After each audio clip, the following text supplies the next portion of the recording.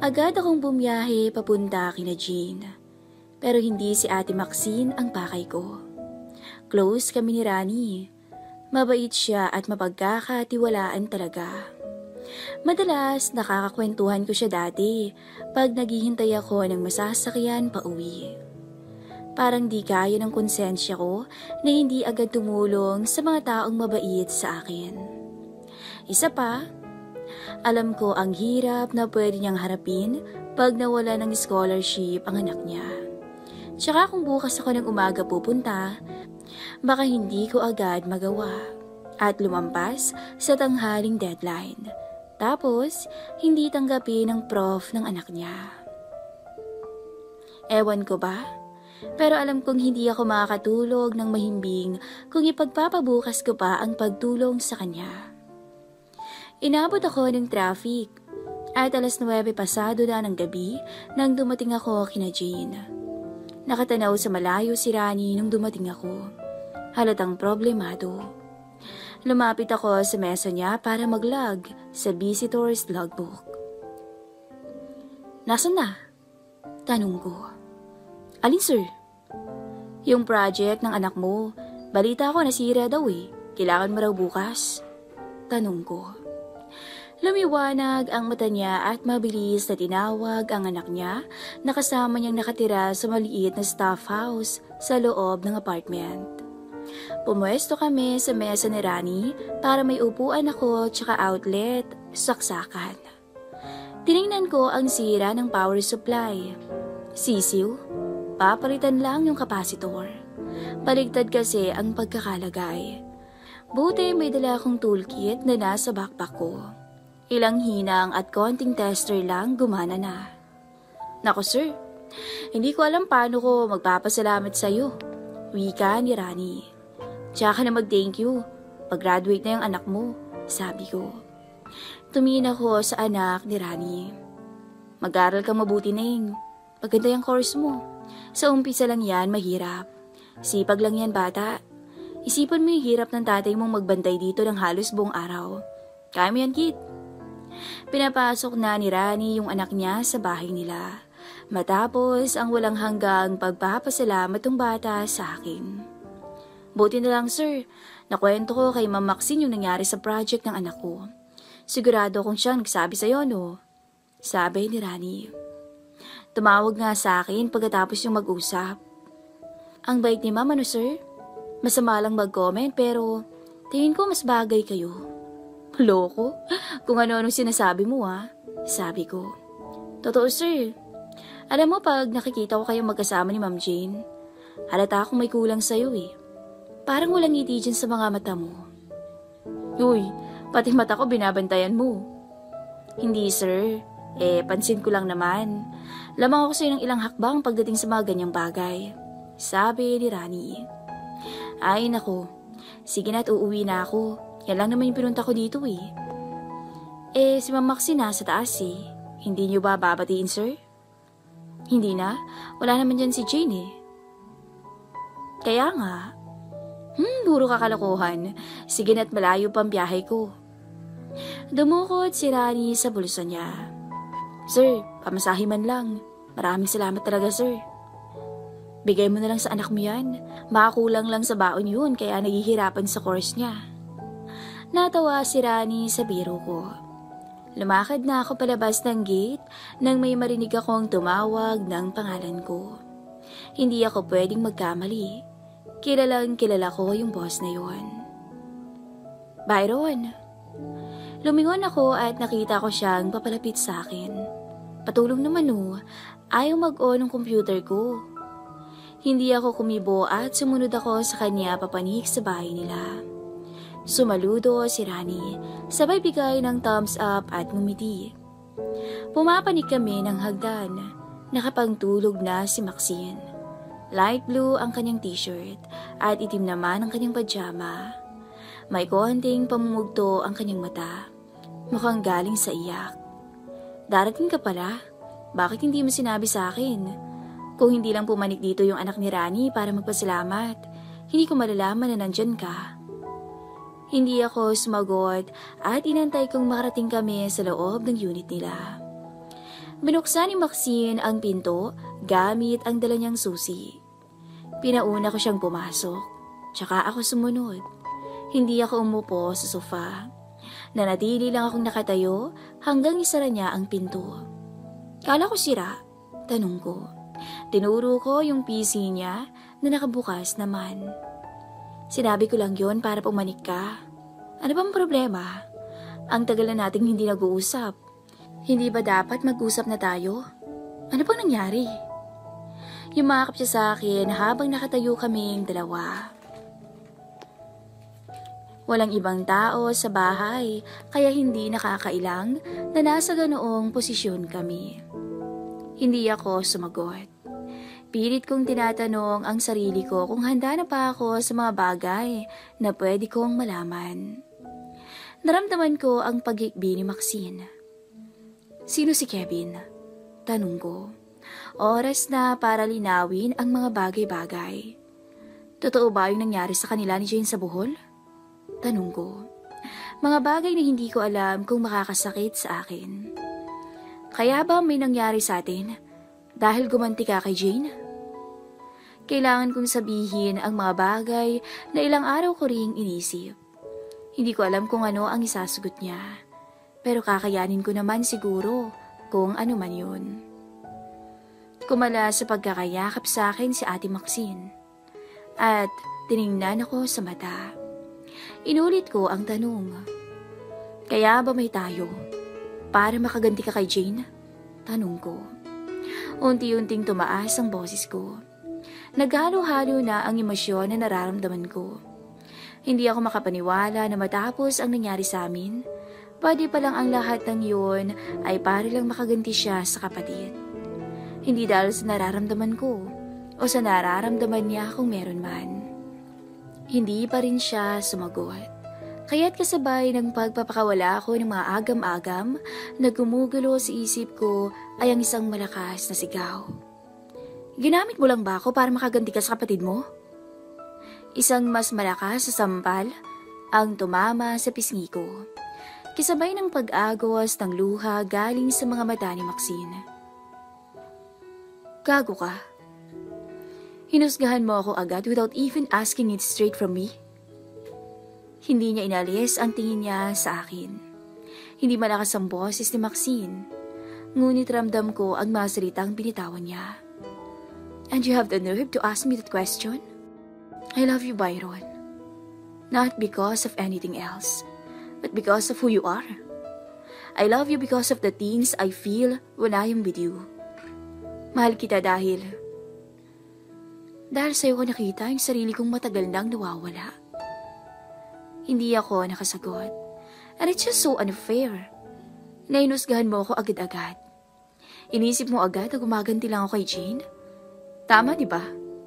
The moment na narinig mo yung kwento niya, you thought, kaya may nangyari sa atin at kaya tayo ganito ngayon. Dahil gusto kong makaganti. Ano bang sinabi niya sa'yo? Lumakas ang iyak ni Maxine at napilitan siyang umupo sa sofa.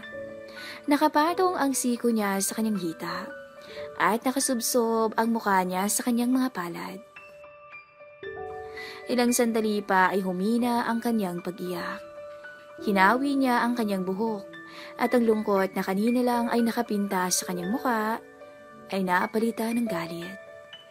Kinuwento ko sa kanya ang lahat ng sinabi ni Jane tungkol sa gabing iyon na nasa bolo sila.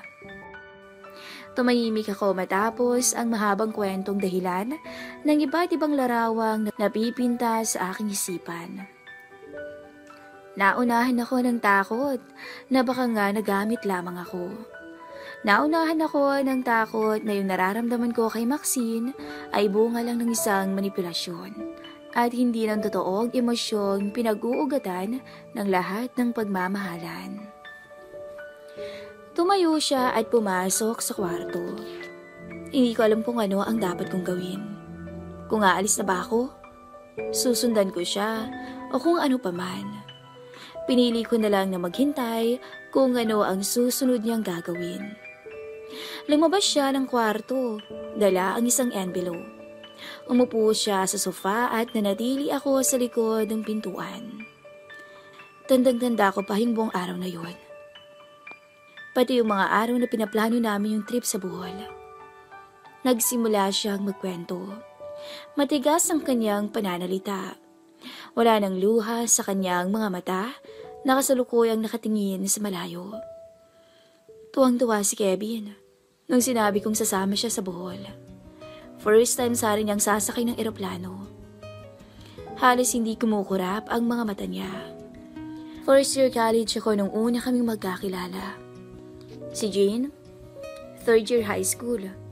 At nasa probinsya pa. Kaya walang point na mag-rent ng apartment dahil ako lang naman ang nasa Manila. Sumandal ako sa likod ng pinto. Mukhang mahaba pa ang kwento niya. Matagal-tagal din ang ligaw sa akin si Kevin. Third year na ako nung naging kami. Dito na nga kami nakatira ni Jane doon. Kasi first year college na yung kapatid ko. Dito ko mismo sinagot si Kevin. Nung minsang hinatid niya ako tapos wala si Jane. Hindi ko inaalis ang tingin ko sa kanya. Nakatingin pa rin siya sa malayo na para bang hindi naharangan ng pader ng bahay ang kanyang tinatanaw. Mabait si Kevin. Medyo nangiti siya na para bang naalala ang mga araw na magkasama pa sila. Parang ikaw.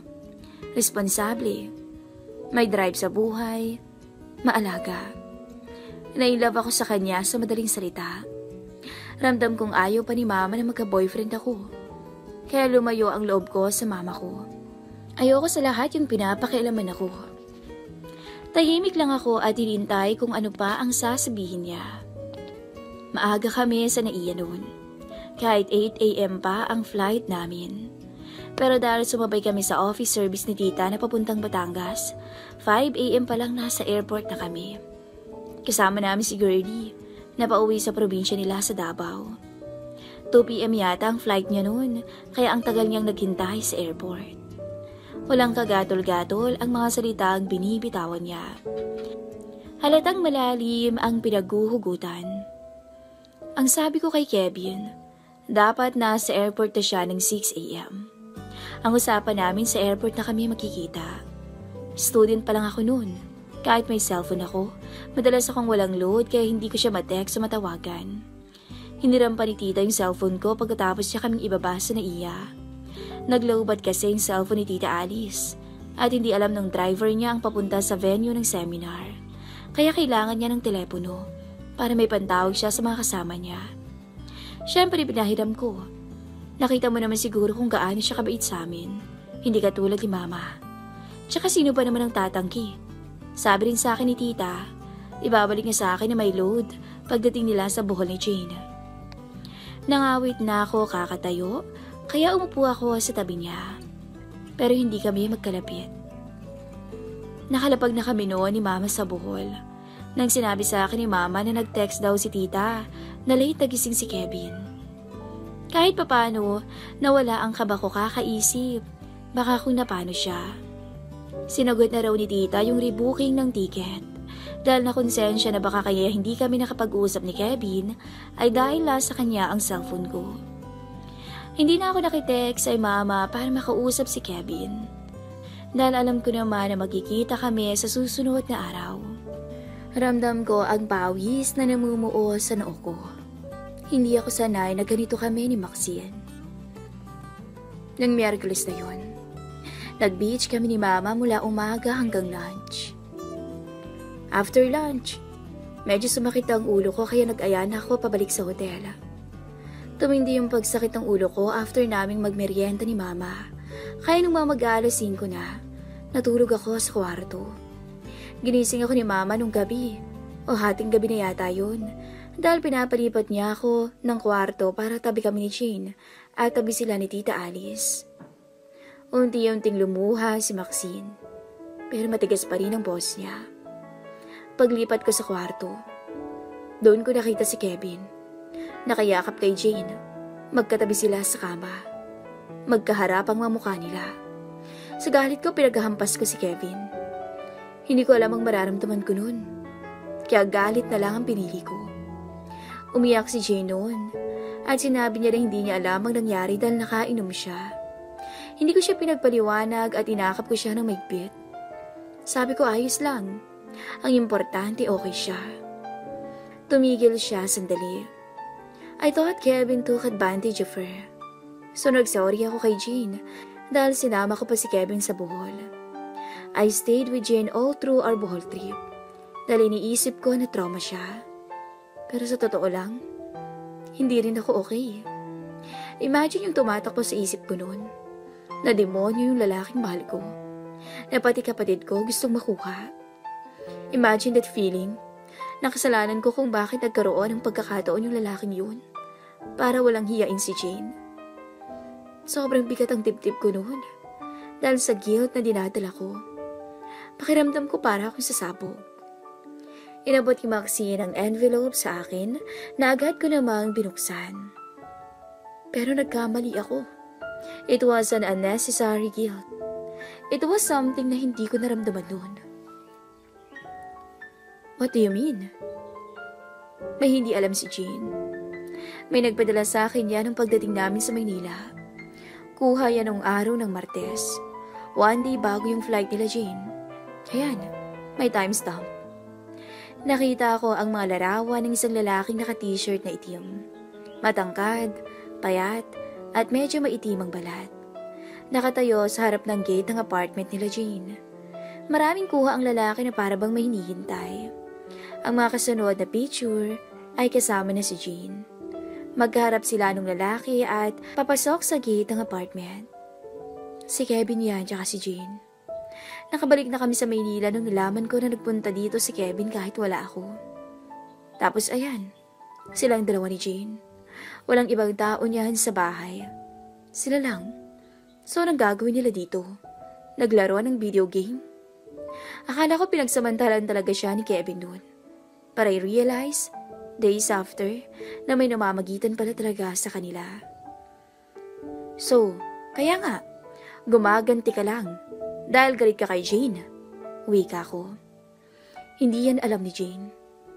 Kung galit ako kay Jane, pinakita ko na yan sa kanya. Pero pinili kong maniwala sa sinabi niya nung gabing yun na hindi niya alam kung paano nangyari na katabi niya bigla si Kevin. Sinubukan kong tanungin si Tita Alice kasi sabi ni Jane, nandun siya sa sala habang nagiinuman sila. Pero mas maaga siyang nalasing at nakatulog sa sofa. Tumayo si ate sa pagkakaupo sa sofa. Pinili ko si Jane kesa kay Kevin. Alam ko na pag nalaman niya na alam ko ang kalokohan nila ni Kevin, lalo lang siyang mag-guilty.